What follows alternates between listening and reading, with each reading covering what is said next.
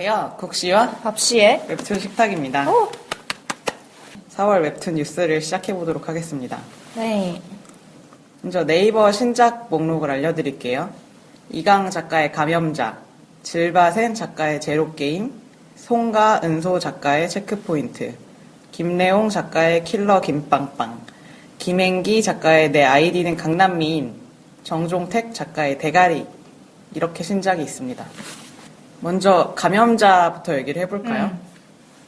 이 작품은 기생수 같은 작품이죠.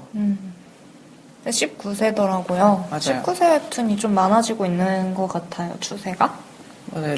웹툰이라는 장르가 애들만 보는 것 이런 거 취급을 받다가 어른들도 보기 시작하면서 네이버가 본격적으로 19금을 파기 시작하는 것 같더라고요. 약간 그 애들은 돈을 안 쓰지만 성인들은 돈을 보면서 쓰기 때문에 그치. 19세 웹툰은 이제 대체로 스토어에서도 같이 볼 수 있는 것 같더라고요. 그래서 이번에 19금이 막 들어오면서 나온 게 그 미티 작가의 한 번 더 해요 그거랑 하일건 작가의 슈퍼맨이잖아요. 슈퍼맨은 1위를 하고 있더라고요. 그러니까요. 19금인데도 불구하고. 그러니까 이것은 애들도 보고 있다는 뜻이죠. 애들도 다 자기네 엄마 아빠 아이디로 결제를 할지도 모르는 그런. 고수 같은 건 애들이 자기 아빠 아이디로 들어가서 결제하려고 봤더니 이미 결제가 되어 있었다. 뭐 이런 댓글도 올라오긴 하던데요.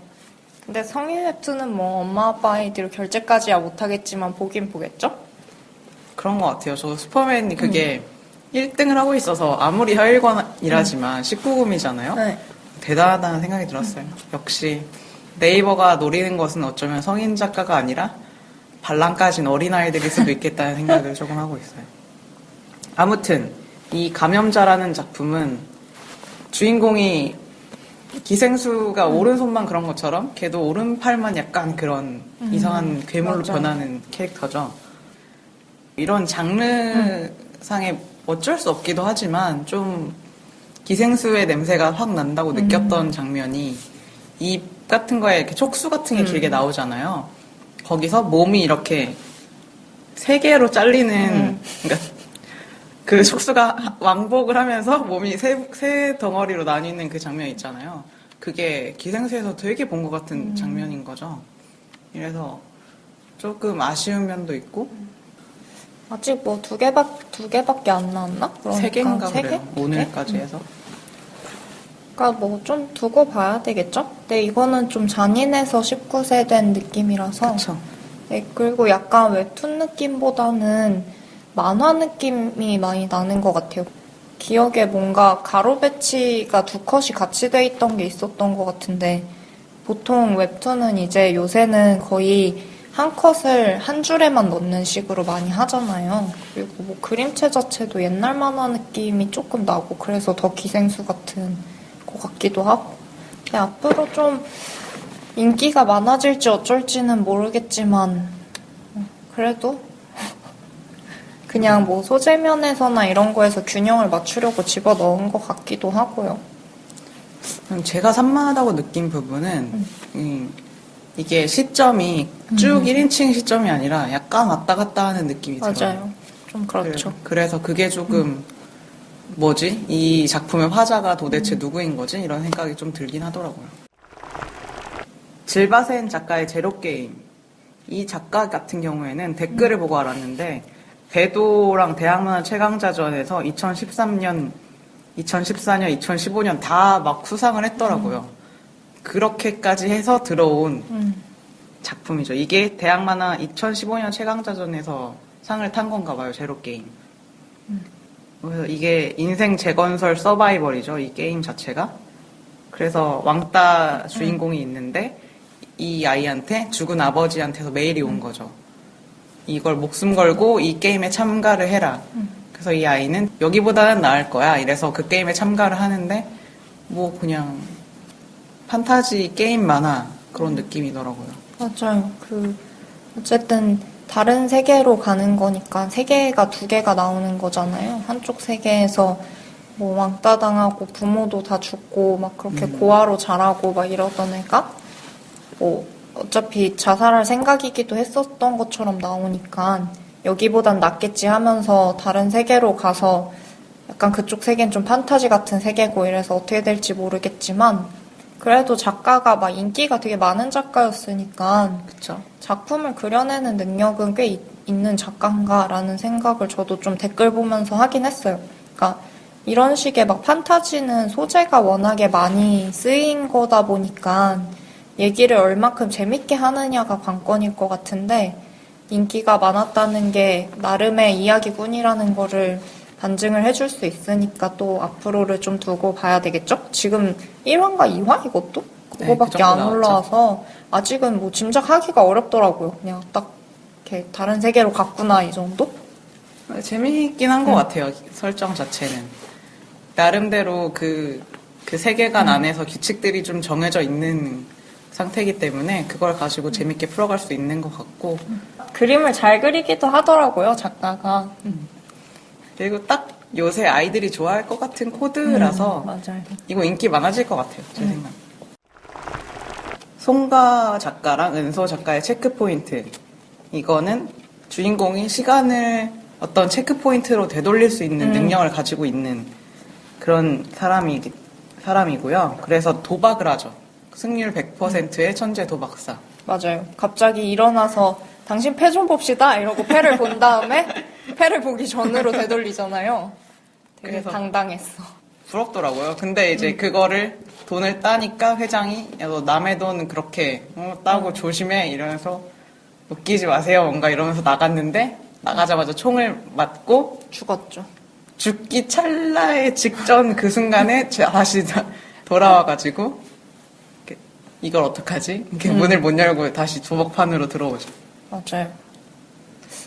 어떻게 될지 잘 모르겠어요. 이거는 그 다음 화가 정말 중요한 화일 것 같아요. 이 방 안에서 영영 갇혀 있는 것인가 아니면 뭐 어떻게 뚫고 나갈 것인가.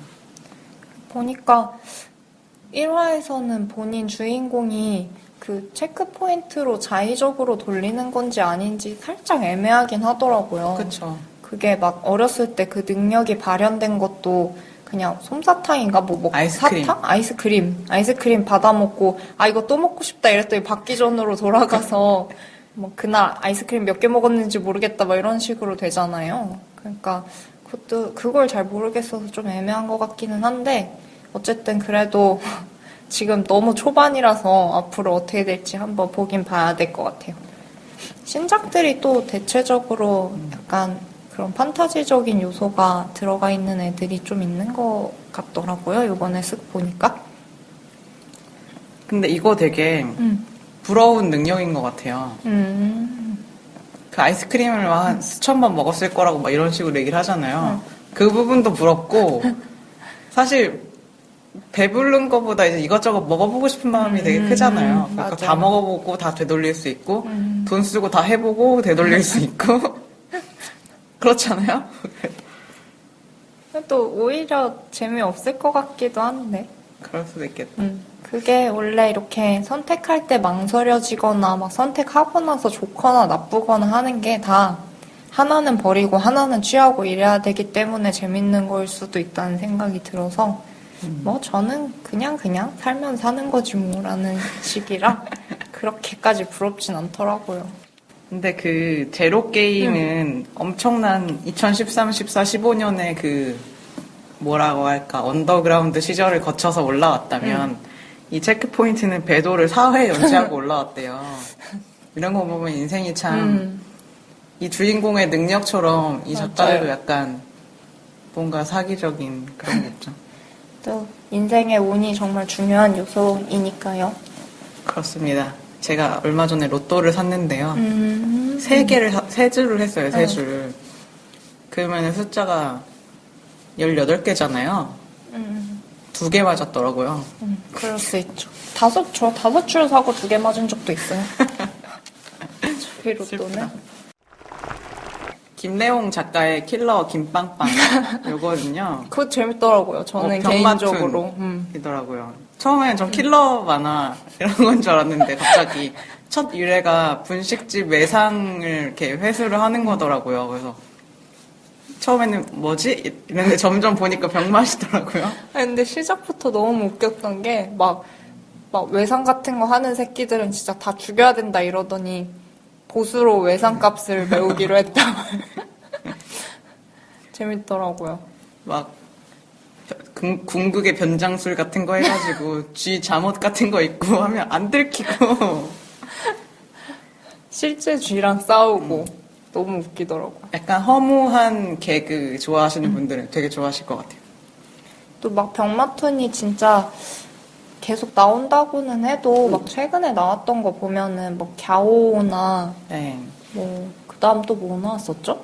언덕 위의 제임스 이런 거였죠. 뭐 그거랑 학교 다녀왔습니다. 2016 학교 다니고 걔네들도 있습니다. 다 병마툰이잖아요. 근데 네. 그런 애들은 대체로 뭐랄까 저는 딱 좋아하는 스타일은 아니거든요. 너무 병맛 같으려는 병맛의 느낌이 맞아요. 좀 있어가지고 그게 좀 별론데 이 김빵빵은 뭔가 작정한 느낌이기는 한데 그 나름의 세계? 설정? 이런 게 있어서 재밌는 것 같아요. 되게 진지하지만 뭔가 웃긴데 진지한? 그런 거 재밌더라고요. 김행기 작가의 내 아이디는 강남미인 이거는 주인공이 못생기고 뚱뚱했던 여자 주인공이라서 고백을 했는데 차인 거죠. 넌 너무 뚱뚱해 이렇게 차여서 살을 뺐어요. 그래서 완전 뒤태가 여신이었는데 고백을 했는데 또 차이면서 넌 너무 못생겼어. 그래서 살을 뺐는데도 못생긴 거예요. 그래서 자살을 해야겠다. 하도 못생겼다고 하니까 자살을 해야겠다 하는데 건물에 올라가서 자살을 하려고 서 있거든요. 근데 갑자기 뒤에서 누가 불러요. 보니까 편말 같은 걸 들고 있는데 자살 한 번당 3만 원 이렇게 써 있는 거예요. 그래가지고 주인공이 3만 원을 꺼내면서 주니까 갑자기 툭툭 쳐요. 그냥 밑에 보니까 못생기시 5만 원 이렇게 써 있는 거예요. 그래서 주인공이 아니 더러워서 자살 안 한다. 이러고 집에 가서 엄마 아빠 성형시켜달라. 그랬더니 엄마 아빠가 그 3만 5만 원 내라는 게 뭐 장소 이용료처럼 내야 되는 그런 건 거예요? 자살 시 부담금 같은 거죠. 그걸 안 보고 그건 와가지고 드립, 강남이. 그건 드립이에요. 드립. 아. 그 만화에서 이제 실제로 그런 행동을 하는 사람은 없잖아요. 현실에서. 근데 또 엄마 아빠한테 가서 성형시켜달라고 했더니 우리 집 사정으로는 네 얼굴 견적이 안 나온다. 네 돈으로 벌어서 해라. 뭐 이렇게 돼요. 근데 그걸 이제 시간을 뛰어넘어서 얘가 다 뜯어 고치고 나서 대학교를 간 거죠. 그 완전 그 강남 언니라고 하는 그 성형 얼굴의 표본처럼 애가 변해요. 이쁘긴 이쁜데. 그래서 신입생으로 갔는데 다른 동기 중에서 완전 자연미인에 그 자체로 엄청 순수하고 예쁜 그런 애가 한 명 있는 거죠. 근데 이 자연미인 얘가 엄청 여우인 거예요. 그러니까 쌍년인 거예요. 진짜 말 그대로. 걔가 누가 봐도 성형한 게 다 티가 나는데 막 성형하면은 인조잖아 막 이러면서 너도 자연이지? 이래서 주인공이 이렇게 주인공 비롯한 모든 옆에 있는 그 신입생 OT에 온 사람들이 다들 하하 이렇게 되게 만들고 그러는 와중에 엄청 잘생긴 남자애가 걔한테 그거를 지적해요. 그 쌍년한테. 너 그렇게 하면 좋냐. 여기까지 진행이 돼 있는 상태예요. 그래서 저도 이게 어떻게 이야기가 진행될지 모르겠지만 외모 문제 같은 경우에는 강남미인 뭐 혹은 뭐 압구정역 이런 말은 되게 나온 지가 좀 된 말이잖아요. 꽤 한 5, 6년 전부터 그런 얘기들이 많이 나왔던 것 같은데 또 성형이나 성형으로 인해서 예뻐진 사람들에 대한 인식? 그런 거를 드러내는 그런 웹툰이 되겠죠? 아무래도? 제목이 그렇다 보니까. 그리고 정종택 작가의 대가리 이거는 일집 만화예요. 나는 너무 싸우는 별로야 만화. 이런 만화. 이제 저도 약간 집중이 안 되더라고요 보는 동안에. 그냥 이런 게 별로 없으면은 흥미롭게 볼 텐데 그냥 누가 봐도 대가리 이러면은 느낌이 오잖아요. 일진 애들 뭐 이런 거. 조금 요즘 유행에는 잘 안 맞지 않나 싶은? 그런 식의 어떤 진지한 주먹 만화가 더 이상 인기를 끌기는 어렵지 않나라는 생각이 전 1화를 보고 들기는 했었어요. 그리고 개인적으로도 느와르를 좋아하긴 하는데 저는 약간 뭐 조폭 영화나 막 요런 웹툰에서는 일진 주먹물 이런 걸 네. 그렇게 좋아하진 않거든요. 그쵸. 그리고 뭔가 학생들이라기에는 이게 요즘 학생들의 감수성일까 싶은 게 요즘 학생들이 그렇게 패싸움을 하나요? 난 그건 잘 모르겠더라고. 저도 요즘 학생이 아니라서 잘 모르겠는데. 그러니까 요즘 학생도 막 그렇게 뭔가 내가 이 지역 짱이니까 막 싸움하고 막 할 거야. 이게 감수성이 맞나? 약간 이런 생각이 들었어요. 그러니까 저 때만 해도 학원물이 굉장히 인기가 그 학생 때 되게 많았거든요. 네. 만화로 치면 짱이라든지. 되게 노인네 같아, 지금. 아, 그러니까 그런 것들이 실제로 인기가 있었고, 애들이 멋있다고 생각했고. 아니, 이런 얘기를 중고등학생 때. 하니까 어떤 청취자가 우리를 30대라고 알고 있는 거 아닙니까? 아이, 뭐, 그거는 많이, 뭐, 오해를 하실 수도 있겠지만, 중학교 때 그런 만화들이 실제로 인기가 있고 되게 오글거리는 말들이 인기가 많았어요. 근데 요즘은 그런 게 아니지 않냐라는 거죠. 요즘 학생들은 그런 식의 무거운 정서보다는 가벼운 정서, 뭐 주먹물 같은 것도 그런 것보다는 좀 가볍게 가는 일진물이 더 인기가 많잖아요. 뭐 프리드로우 같은 거라든지 이런 느낌. 그쵸. 요새 트렌드의 일진 만화는 프리드로우라든지 소녀 더 와일즈 같은 그런 약간, 거죠. 그래서 과연 이게 얼마나 인기가 많을까도 의문이기도 하고 맞아요. 어떻게 될지도 의문이기도 하고 살짝 쿵 시대에 뒤떨어진 감이 없지 않아 있다. 요새는 판타지를 좀 많이 하는 추세니까 여기서 이제 판타지로 바뀌면 될 것 같아요. 갑자기? 예. 갑자기 주먹에서 뭐 이상한 거 튀어나오고 이렇게. 갑자기? 예. 병맛이라고 우기면서 병맛 판타지. 그러면 아주 요즘 트렌디한 코드이겠군요. 완결작 소개를 할게요. 완결작은 후레시아 김홍태 작가의 마야고, 박수봉 작가의 금세 사랑에 빠지는, 양혜석 이현지 작가의 국립자유경제고등학교 세실고 2학기. 마야고는 제가 안 봤거든요. 저는 봤어요. 그 네. 전편도 보고 이것도 보고. 마야고는 그 빙의의 주인공들이 마야고에도 주인공으로 그대로 나와서 어떻게 보면 두 개가 연작이라고 생각을 하시면 될 것 같거든요. 약간 옴니버스식이라고 해야 되나? 그 주인공이 유지된 상태로 이야기는 어쨌든 변화하는 건데 후레샤가 항상 그런 식의 것들을 그리는 작가잖아요. 그 공포물이라고 해야 되나? 그래서 마야고도 여전히 공포물이긴 한데 마야고가 마야 고등학교예요? 아니요. 그 마야고라는 지리산 할머니 산신 같은 거예요. 그래서 지리산에 들어간 사람들이 막 실종이 맨날 되는데 그 남자들이 계속 실종이 되는데 빙의에 나왔던 남자 주인공이 있어요. 약간 네. 사기치면서 자기 퇴마한다고 사기치고 다니는 퇴마술사로 나왔던 남자가 지리산에서 산신령인 마야고를 만나서 걔도 실종이 되는데 여자 주인공이었던 애가 그 남자를 찾으러 가는 그런 내용이고요. 그리고 그 실종된 사람들은 마야고가 자기의 마야고 신화? 설화? 이런 거를 차용을 했나 봐요. 그래서 마야고 남편인 바냐가 있는데 그 바냐로 쓰려고 그렇게 남자들이 계속 실종되는 거죠. 바냐 아저씨. 네, 죄송합니다. 네. 어쨌든 그래서 자기 집에 가둬놓고 남자들이 이제 계속 자기 남편처럼 이제 가둬놓고 지내는 건데 실제 인간은 늙으니까 늙으면 버리고 이런 식으로 그렇게 살았던 것 같더라고요. 그래서 그 와중에 이제 벌어지는 일들인데 결말 처리가 다소 모호한 감이 없지 않아 있었어서 사람들이 되게 혼란스러워했어요.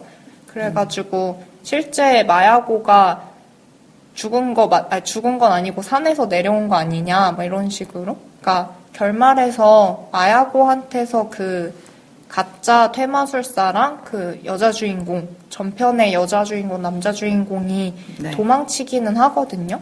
네. 근데 완전 결말에서 실제 세계로 돌아왔을 때 그 애들이 마야고를 보는 것처럼 막 이렇게 처리가 돼가지고 사람들이 다 그럼 마야고가 산에서 내려온 거냐 뭐 이런 식으로 했었는데 작가가 뭐 그런 건 아니라고 하더라고요. 또 그래서 속편을 예고하는 건가요? 뭐 모르죠 뭐 또 나올지 어쩔지는 스피노프로 계속. 작가의 말에서 뭐라 했던 것 같은데 지금 기억이 잘 안 나네요. 근데 어쨌든 빙이랑 주인공이 같으니까 그거를 생각하시면 될 것 같고 이야기 자체가 연결되는 건 아니어서 마야고만 봐도 될 것 같고요. 그럭저럭 재미있어요. 박소봉 작가의 금세 사랑에 빠지는 이 작품은 장범준 2집 브랜드 웹툰으로 나와서 장범준 그 노래 제목이랑 똑같잖아요. 맞아요. 해서 뭐 그 노래를 듣고서 느낀 것들이나 뭐 상상한 것들을 만화로 그린 것 같아요. 근데 그림도 소녀 감성 이런 사람들이 좋아할 것 같은 그런 그림체고 내용도 좋더라고요. 그 작가가 수업시간 그녀로 유명한 작가잖아요. 네. 그래서 네. 네. 그래갖고 근데 저는 개인적으로 약간 남성 멜로 느낌이 난다고 생각하거든요. 그러니까 감수성이 좀 남성적이다라는 느낌? 그러니까 남성적, 여성적 이렇게 쉽게 말하면 안 될 것 같기는 한데 그 서술자라고 해야 되나? 주인공이 남자잖아요. 그래서 그쵸. 시선 자체가 남성이기 때문에 남성이 보는 연애 네. 거기가 초점이 거기에 맞춰져 있는 데다가 장범준도 사실은 그런 거고 그 작가도 그렇고 근데 워낙에 박수봉 작가가 감수성이 좋아가지고 저는 그게 볼만한 것 같더라고요. 그래도 그 수업 시간 그녀를 보고 장범준이 곡을 쓰고 장범준의 곡을 듣고 또 이걸 그리고 이런 선순환적인 구조로 되고 있다고 하더라고요. 또 여튼 박수봉 작가 좋아하시는 분들은 이것도 볼만할 것 같아요. 저는 보니까 좋더라고요. 전 장범준도 좋아하고 박수봉 작가도 뭐 좋아하거든요. 수업시간 그녀 같은 거 나름 재밌게 보기도 했고 그래서 재밌더라고요. 노래도 좋고 사실. 그 기타 소리가 깔려서 나오더라고요. 소리를 키면. 맞아요. 좋은 것 같아요. 그 감성 들으면서. 다음 신작으로 넘어갈게요.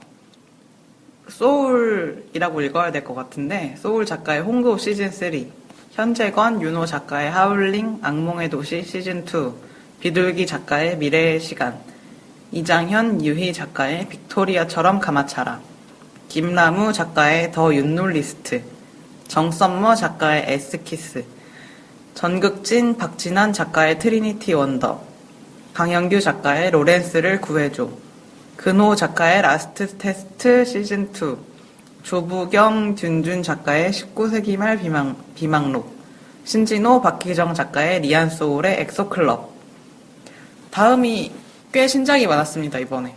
엑소클럽? 엑소클럽이면 저도 처음에 그 아이돌 엑소인가? 이렇게 생각을 했죠. 근데 그런 건 아닌 것 같아요. 전혀 엑소랑은 상관이 없는 그런 것 같고요. 지금 이거가 옴니버스 식으로 될 건 것 같아요. 보니까 에피소드 1하고 저주의 방이라는 게 하나가 올라와 있는 거예요. 보니까 저주 개라는 게 있어요. 개? 네, 개가 이제 돈 돈을 모으는 개요? 네, 그런 거랑 똑같은 개념으로 다 같이 이제 저주를 모아서 한 명한테 주고 이렇게 하는 것 같더라고요. 그 저주 아니 저주를 왜 모아서 줘요? 한 명만 저주를 하면 힘이 약할 수 있으니까 여러 명이 막 저주를 같이 하는 이런 것 같아요. 개념이. 그거 모아가지고 주면은 그 사람이 다른 사람한테 저주를 하는 거예요? 그쵸. 그래서 다 같이 모아서 뭐 5명이면 한 명한테 저주를 하고 그럼 그 다음 사람한테 또 5명이 저주를 하고 약간 이런 개념인 것 같아요. 그렇구나. 신기하네요. 근데 그게 원활하게 돌아가지 않을 것 같은 암시를 하면서 돼 있어요. 한 편밖에 올라오지 않았기 때문에 아직은. 그래서 제목으로 살짝은 아이돌 팬도 노리지 않았을까. 그런 생각이 조금 들어요. 뭐 19세기 말 비망록 같은 경우에는 푸른 수염 아시죠?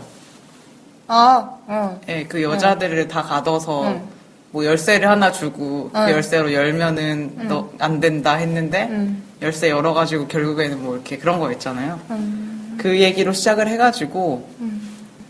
무서운 전설 같은 게 있는 저택 같은 거가 나오더라고요. 그걸 망자의 저택 이렇게 하면서 거기서 앞으로 미스테리하고 어떤 무엇인가가 진행될 거다. 이런 예고편.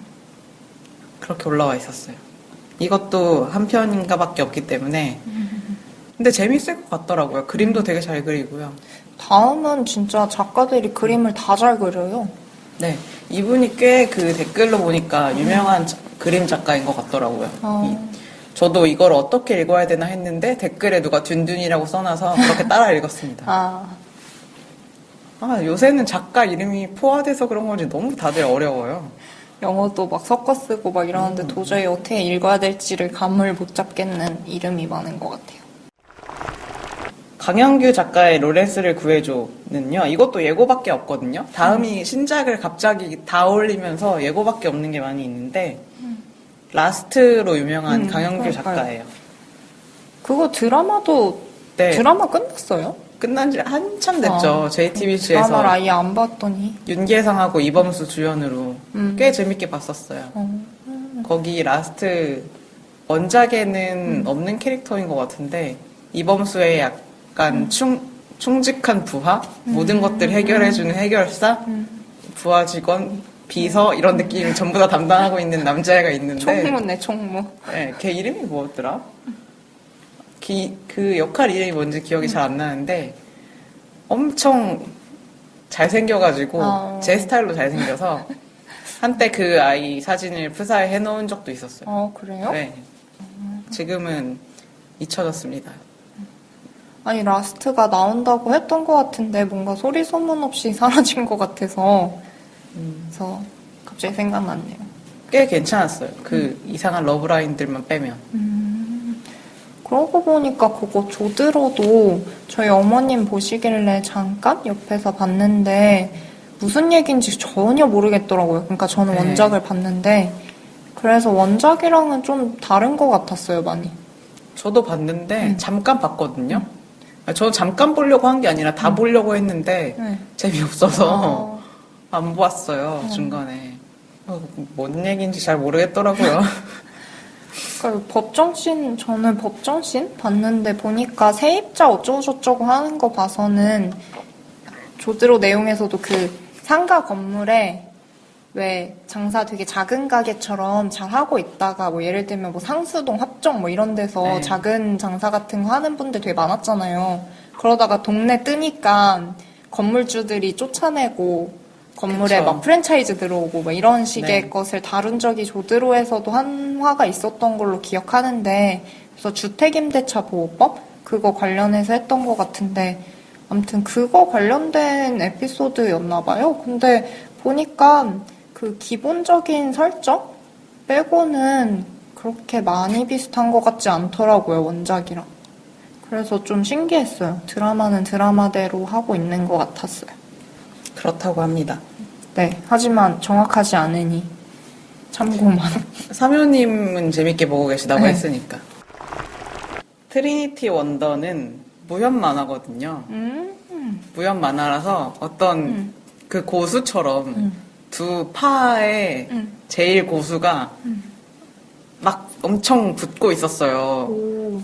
둘이 주먹만 맞댔는데도 무슨 파동이 막 이만큼 빵 이렇게 되고 이런 딱 전형적인 무협 그거 있죠. 그렇게 싸우고 있었는데 갑자기 현재 세계로 와가지고 어떤 박사가 막 자기 팀원들하고 막 연구를 하고 있거든요. 텔레포트. 뭐든 뭐 물질이든 뭐든 간에 그 텔레포트를 시킬 수 있는 이렇게 공간 이동 그런 장비를 개발을 해가지고 자기가 이제 제일 먼저 해보거든요. 그래서 그 장비를 켜요. 키면은 이 동그란 이거에서 갑자기 한 명이 싸우다가 이렇게 없어진 거야? 싸우다가 두 명이 반대로 튕겨져 나갔는데 한 명이 그 차원이동 그 문으로 들어와요. 아, 그래서 걔가 현실로 오죠. 무림 고수인데? 그쵸. 그럼 어떡한 거지? 어떻게 됐지? 그게 답니다, 지금까지. 그렇군요. 근데 그림은 굉장히 잘 그리더라고요. 브레이커의 작가라고 하더라고요. 그래서 브레이커를 이렇게 중간에 끝내고 브레이커 1을 하고 그거 브레이커 2를 안 하고 이거를 그리고 있어서 독자들이 왜 이걸 안 그리냐, 왜 딴 거를 벌리냐, 돈도 올랐다 이렇게 욕을 했나 봐요. 근데 작가가 그 전부터 중간에 다른 거 한 작품 하고 돌아오겠다고 말을 했었대요. 작가에 대한 지나친 비난은 좀 삼가주시길. 그 돈 또 오르면 좀 어때요? 돈 벌어야죠, 작가를. 저 작가들도 돈 벌어야죠. 그렇게 한다고 해도 뭐 많이 못 벌 수도 있을 것 같기는 한데 돈 버는 걸 뭐라고 할 수는 없죠. 작가들도 먹고 살아야 되는데. 정썸머 작가의 에스키스 이거는 로맨스물인데 그 상담원 알바를 하는 여자애가 있어요. 그리고 학생 남자애가 있고요.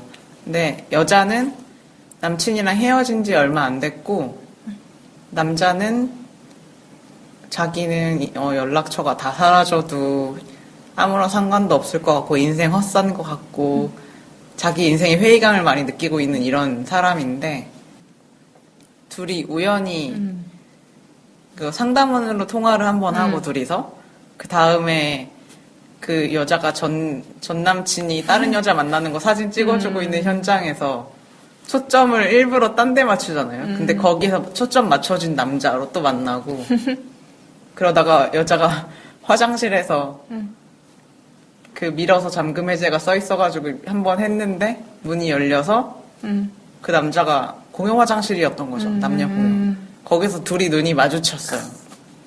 근데 보통은 그렇게 되면은 걔 흑역사로 남잖아요. 이것은 만화기 때문에 둘이 여기서 로맨스가 싹트고 사귀겠죠. 근데 나름 귀여웠던 것 같아요. 감성도 저는 살짝 그 우울함이 묻어있는 그런 감성을 좋아하기 때문에 그런 진지함이 있는 작품 그런 거 좋아해서 재밌을 것 같아요. 역시 연애물은 어떤 결과가 중요한 게 아니고 과정이 제일 중요한 거잖아요. 얼마나 이런 감성을 표현을 마음껏 잘 할 수 있느냐가 관건이 될 것 같아요. 김라무 작가의 더 윷놀리스트는 좀 이거 저 제목 보고 뭐지? 이건 제목도 뭔가 이렇게 너무 생각을 했는데 다음에 스포츠 만화가 2개가 새로 들어온 거죠. 첫 번째 스포츠가 윷놀이에요. 윷놀이가 정식 스포츠로 돼서 전 세계인이 즐기는 그런 스포츠가 되어 있는데 윷놀이 너무 재밌죠.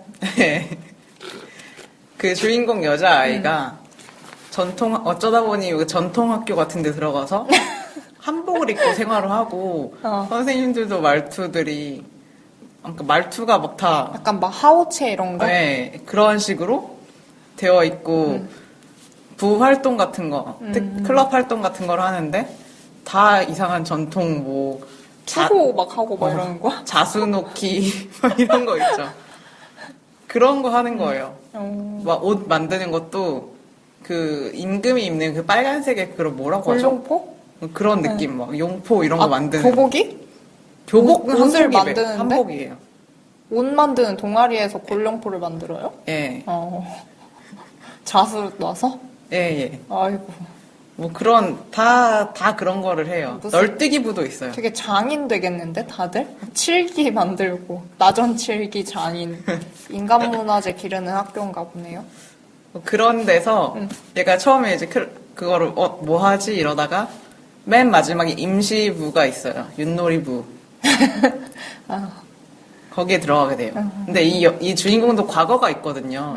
얘가 윷놀이 신동이거든요. 근데 윷놀이 신동이면은 윷을 잘 던지는 건가? 그쵸. 그 어릴 때 아빠가 윷놀이 선수 같은 느낌이거든요. 무려 애한테 그것도. 그러니까 아빠 이게 뭐야 이러니까 한번 던져볼래 우리 딸 이렇게 하면서 유시오 이러고 던지면 돼 이래서 여자애가 유시오 이러고 던져요. 유시 나온 거죠. 한 번 더 해볼래 하고 유시오 이러고 던졌더니 뭐가 나와요.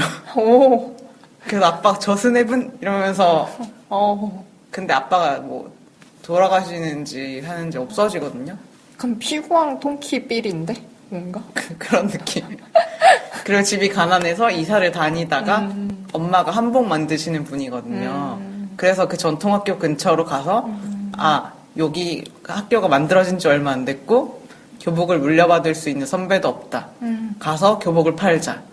해서 글로 이사를 가서 엄마는 교복을 만들고 얘는 이 학교를 다니는 거죠.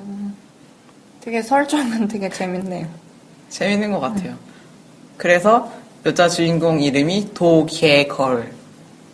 이름이 안 좋은데 별로? 도개걸이고 남자 주인공 이름이 윤모. 이렇게 도개걸 윤모 이렇게. 근데 설정이 되게 특이한. 그러게요. 근데 재밌는 것 같아요. 윷놀이도 사실 명절 때 되게 많이 하잖아요. 네. 근데 상대적으로 뭐 화투에 비해서는 아무튼 화투에 비해서는 뭐랄까 그 애들이 노는 거 이런 느낌이 강했고 화투는 사실 타짜 같은 거 보면은 그 화투패를 가지고 하는 것들은 소재로 차용이 많이 되잖아요. 그쵸. 근데 윷놀이 같은 것도 되게 재밌는 놀이 문화인데 그걸 가지고 그렸다는 것도 재밌을 것 같아요. 두 번째 스포츠 만화는 빅토리아처럼 가마차라인데요. 네. 병만 만화죠, 이거는. 저는 개인적으로 굉장히 좋아하는 작가팀입니다. 이장현, 유희. 네. 예전에 에이스아이 보신 분들이 계시면 되게 반가운 소식일 것 같거든요. 저도 개인적으로 이 둘이 돌아와서 되게 반가웠는데, 뭐랄까, 굉장히 실소까지는 아닌가? 모르겠는데, 어쨌든 이게 뭘까? 개그일까? 개그일까? 아닐까? 이런 것도 생각하게 하는. 그래서 지금 좋아하시는 이건데, 네. 감독을 찾고 있는 중이죠. 이상하게. 근데 이거는 뭔가 스포츠랑 아마 그렇게 큰 관련은 없을 거예요. 에이스아이도 공군 만화였거든요. 네네. 공군들이 주인공인데 사실 뭔가 이 작가들의 어떤 작품의 맛은 가벼운 듯 가볍지 않은 듯 하는 그런 어떤 개그 감각에 있어서 그런 되게 가벼운 듯한 느낌의 소소한 즐거움을 좋아하시는 분들이라면 좋아할 것 같아요.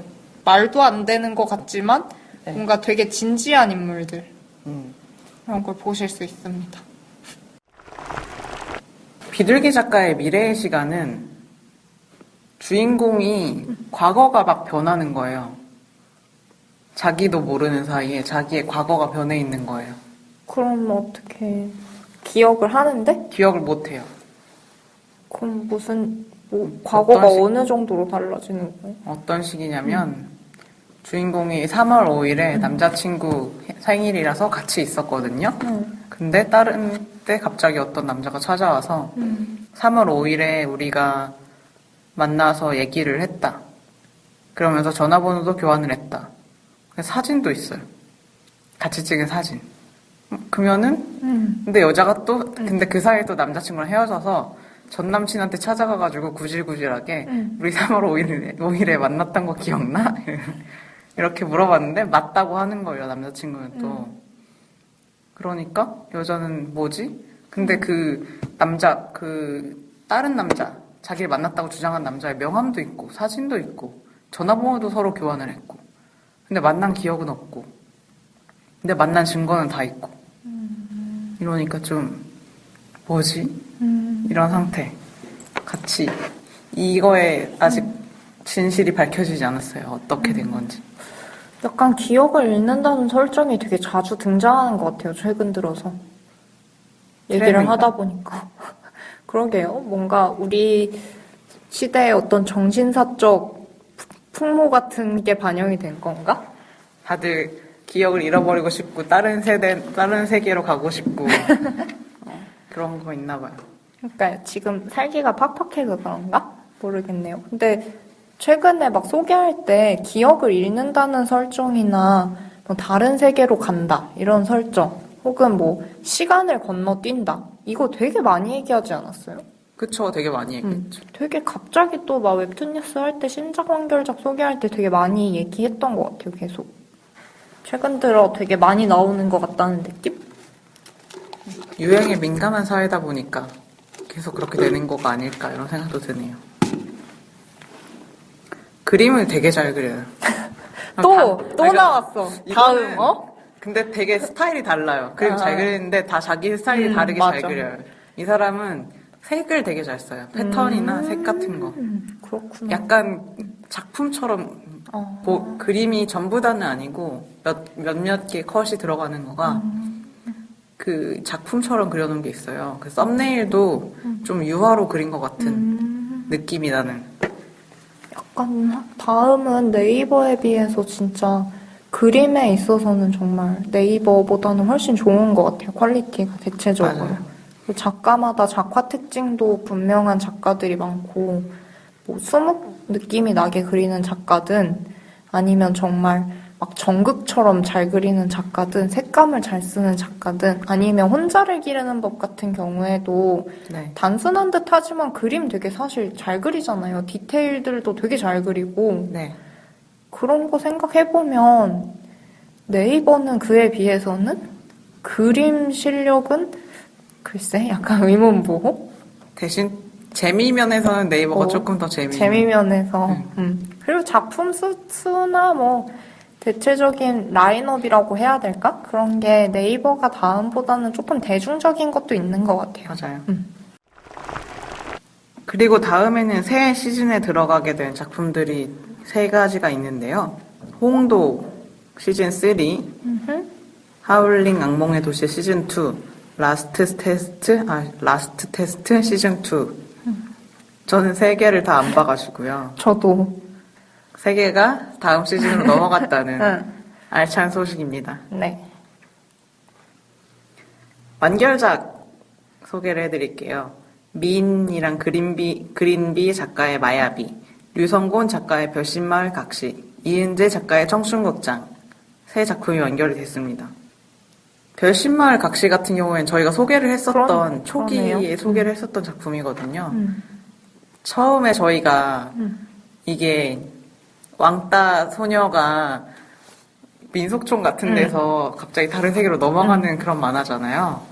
여기서 뭐 저 힘을 얻어가지고 그 각시탈 같은 거에 힘을 맞아. 얻어서 애들한테 복수를 할 것이다 막 우리가 이런 얘기를 했었었는데 결국엔 그게 전혀 아니었고 약간 센가치로의 행방불명처럼 그 요괴 세계에 가가지고 뭔가를 해내는 그런 스토리였죠. 그때 생가치로 느낌이 난다라는 얘기는 언급을 하긴 했었던 것 같아요. 초반에 네, 소개할 때. 그게 되게 그걸 가지고 설정이 비슷하다고. 댓글에서 마지막 화까지 싸우더라고요. 왜요? 사람들이 이거 센가치로 갔다. 그러면 센가치로 얘기 좀 그만해라. 작가가 얼마나 기분이 나쁘겠냐. 요괴랑 소녀만 나오면 다 센가치로냐 이러면서 싸우고. 아니 근데 뭐 전체적인 분위기나 뭐 모티브가 비슷하다 하면은 얘기는 할 수 있겠죠. 뭐. 그거 근데 가지고 비슷하긴 작가가 비슷하거든요. 기분이 나쁠 게 있나? 그러니까 센가치로를 표절했다 이러면 기분이 나쁠 수가 있지만 뭐 누구든 다 모티프 같은 거는 가져다 쓴다는 말이 부적절하겠죠. 모티프 같은 건 사실은 여기저기서 비슷한 것들이 많이 발견되니까요. 그리고 뭐 이거랑 좀 비슷하다라고 얘기하는 게 베꼈다는 아니잖아요. 그리고 그래서 재미없다도 아니고. 그러니까 뭐 굳이 싸울 것까지는 아닌 것 같은데? 그래도 다들 싸우시나 그렇게? 싸우려고 댓글 다는 거죠. 아 요새 저는 야구 시즌이 개막을 했지 않습니까? 4월에. 그렇죠. 야구는 싸워야죠. 아우 야구는 저는 싸움 구경만 하는데 또 한화가 항상 핵이지 않습니까? 뭔가 그렇죠. 요즘에 어떤 야구 팬들의 사이에서는 정말 한화가 뭐랄까 이슈에 항상 정점이 되는 느낌인데 한화 야구 기사만 들어가면 댓글들이 그렇게 재밌더라고요. 저도 되게 즐겨봅니다. 아우 다들 어쩜 그렇게 말들을 잘하는지 참 감칠맛 나게 다들 말하더라고요. 그것도 야구 댓글 중에 유명한 사람 있잖아요. 맞아요. 국민 거품 박병호라고. 국거박부터 시작해서 요새는 분양인 유명하던데? 아, 걘 또 뭐예요? 그거 맨날 그거 썼나 봐요. 뭐지? 뭐가 아니고 뭐입니다 이러는데 똑같이 동어 반복하는 거? 그러니까 뭐 김성근 기사가 나왔으면 누가 댓글에 뭐 김성근 뭐 어쩌고저쩌고 뭐 어쩌고저쩌고 이렇게 써놨으면 김성근이 아니라 김성근입니다 이렇게 써놓는 거? 그게 무슨 말이에요? 그거 뭔 말인지 모르잖아요. 근데 그거를 모든 댓글마다 그렇게 달아놓은 거예요. 아무튼 그 사람이 요즘 꽤 유명한 댓글러인 것 같더라고요. 근데 아무튼 한화 기사에서 다들 그렇게 달려들어서 싸우는 그게 참 구경하는 재미가 있더라고요, 요새. 마야비 보셨나요? 마야고랑 제목이 비슷한 게 완결이 됐어요. 이게 저의 감상입니다. 네, 그렇다고 합니다. 이은주 작가의 청춘극장은요? 안 봤어요. 완결이 되었다는 소식입니다. 네, 그렇다고 합니다. 이번에는 저희가 둘만 녹음하고 있잖아요. 오랜만에. 네, 그러네요. 되게 네, 오랜만에. 저희가 거의 세 달 동안 게스트를 데리고 녹음을 하다가 둘이 갖는 시간, 둘이 하는 시간이 필요하지 않냐. 둘만의 시간이. 되게 커플 같네. 이렇게 해가지고 둘이서 하고 있는데 갑자기 송 여사님 얘기를 해야 되겠어요. 맞아요. 송 여사님이 강제 추천을 해주고 갔었던 깡가포차. 네, 정식 연재를 시작하려는 과정으로 가고 있다. 그 다음에서 하는 랭킹전에서 슈퍼패스? 그 작품에 선정이 돼가지고 그렇게 되면은 이제 정식 연재하기 전에 뭐 프로듀싱 작업을 하고 정식 연재를 하게 되나 봐요.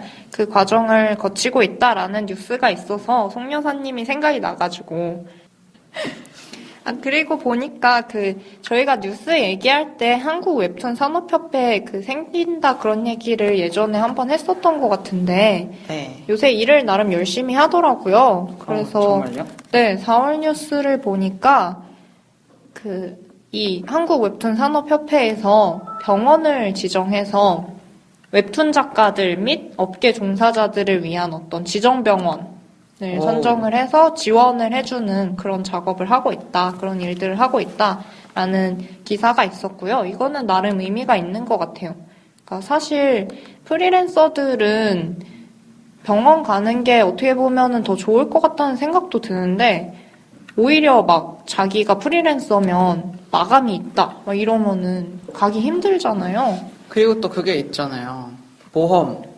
보험을 들기도 힘들고, 그러니까 그런 것들, 저런 것들이 있는데 비해서 이제 웹툰 작가들도 장시간 앉아서 작업을 하다 보니까 맞아요. 관절이나 기타 손목이나 등등 목, 네, 허리 이런 데가 안 좋을 것 같아요. 되게 많이 고생하고 있잖아요. 그래서 되게 의미 있는 일들인 것 같아요. 그리고 여기서 또 유료 웹툰 플랫폼 클린사이트 인증 작업을 시작을 했다고 합니다. 회원사들을 대상으로 해서. 저희가 항상 이슈 말할 때 한 몇 달 동안 19세 웹툰 관련한 뉴스들을 꽤 얘기를 많이 했었잖아요. 네. 그래서 그런 어떤 자정작용의 하나로 보여지는데 의미 있는 움직임인 것 같아요. 그런 뉴스들도 눈에 띄었던 것 같습니다. 보니까 조석 마음의 소리가 원래 화금 이렇게 이틀 연재를 했잖아요. 근데 작가의 어떤 건강상의 문제와 소재상의 문제로 인해서 주의회로 바뀌었다라는 뉴스도 눈에 띄었습니다. 대단한 일이죠, 사실. 병마툰을 그렇게 거의 10년에 가까이 주 2회를 빼먹지 않으면서 그린다는 게, 저는 못할 것 같아요. 대단했던 것 같아요. 그러니까 일상툰인데 그렇게 막 주 2회씩 그것도 10년을 꾸준히 한다는 게 쉽지가 않죠.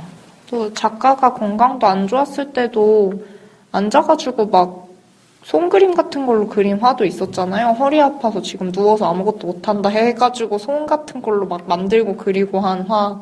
그건 개인적으로 이쯤 되면 하루 한 번쯤 휴재해도 괜찮은 게 아닌가.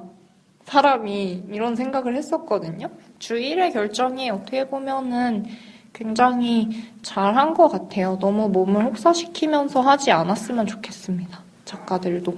아니면 이말년처럼 다른 쪽으로 진출을 하려는 움직임일 수도 있죠. 모르지만. 그건 두고 봐야겠네요, 그럼. 네. 그리고 가바나 작가, 유치원의 하루 가바나 작가 관련한 이슈가 있는데요. 이거는 생각해볼 건덕지가 꽤 있는 것 같은데 중국 만화 앱을 만드는 곳에서 메일을 받았대요. 자기네가 유치원의 하루 그거를 자기네 앱에서 서비스를 하겠다. 이런 느낌으로. 근데 비영리적 목적이니까 허락해 줄 거라고 믿고 그냥 우리가 하겠다. 약간 이런 식이었나 봐요. 그래서 네. 이제 가바나 작가가 그렇게 하면은 안 될 것 같다. 자긴 다음이랑 계약해서 안 될 것 같다. 이런 식으로 했는데 뭐 또 그쪽에서는 또 약간 빈정상했다. 약간 이런 느낌으로 이렇게 설왕설래가 오고 갔던 것 같습니다. 이게 저작권 관련된 문제를 저번 뉴스인가에서도 얘기를 했던 것 같은데 네. 점점 지금 웹툰이 규모가 엄청 커지고 있잖아요. 네. 그래서 저작권 관련된 문제도 점점 수면 위로 올라오는 것 같아요. 그러니까 페북 같은 데서도 사실 막 캡처 같은 거 한 거 떠돌고 이런 경우가 많잖아요. 그런 문제도 그런 문제인데 이제 솔직히 국내 같은 경우에야 같은 법 테두리 안에 있으니까 저작권법 적용하는 것도 쉬울 거고 상대적으로 그리고 처벌 같은 거를 뭐 이렇게 법적인 절차로 가는 게 그렇게까지 어렵지는 않을 것 같은데 이렇게 웹툰이 점점 해외 진출을 많이 하다 보면 다른 나라에서 이런 문제가 생겼을 때는 누가 어떻게 처리를 해야 되냐 이런 게 문제가 많이 될 것 같아요. 지금 이거는 가바나 작가 개인이 이 업체한테 메일을 받고 이렇게 해서 서로 이렇게 설왕설래 했던 것 같은데 근데 뭐 이런 것들도 뭐 제도적인 뭔가가 필요할 것 같다라는 생각은 조금 들더라고요. 보면서 그 캡처 너무 문제가 큰 것 같아요. 특히 페북 같은 거는 잡기가 힘들잖아요. 저 페북은 요새 영화 풀버전도 올라와요. 그러니까 너무 놀랍더라고요. 과연 저작권과 페북이나 기타 등등 인터넷 사이트는 어떤 관계를 맺으면서 이제 갈 것인가. 그런 것들이. 왜 막 유튜브는 규제가 되게 많이 되잖아요, 네. 요즘에. 그래서 영상 같은 거 보면은 해당 국가에서는 서비스 되지 않습니다. 살짝 가끔 화가 나기도 하는 뭔가 그런 우리나라는 일들이 돈 내고 보라는 많은데, 거죠. 근데 어쨌든 저작권이 지켜질 필요성은 있으니까 앞으로를 주목을 더 해봐야 될 것 같습니다. 작가들도 자기 작품이 그렇게 너무 페북 같은 데서 막 왔다 갔다 하면 아무래도 좋지는 않을 것 같고요. 장기적으로 봤을 때. 네. 이 웹툰 뉴스들은 원래는 보통 제가 웹툰 가이드랑 웹툰 인사이트에서 뉴스를 보는데요. 이번 달에는 웹툰 인사이트를 한번 보고 왔습니다. 웹툰 인사이트에 들어가시면 그 웹툰 소식 쪽으로 별별 거다 가셔서 있어요. 보실 수 있어요. 네, 공모전 소식도 있고 뭐 여러 가지 웹툰 관련된 칼럼이라든지 기사들이 많이 모아져 있는데 다 좋은 자료들이 많은 것 같아서요. 참고하실 수 있을 것 같습니다. 오랜만에 저희 둘만 함께 했던 4월 웹툰 뉴스. 네. 여기서 마무리하도록 하겠습니다. 네. 감사합니다.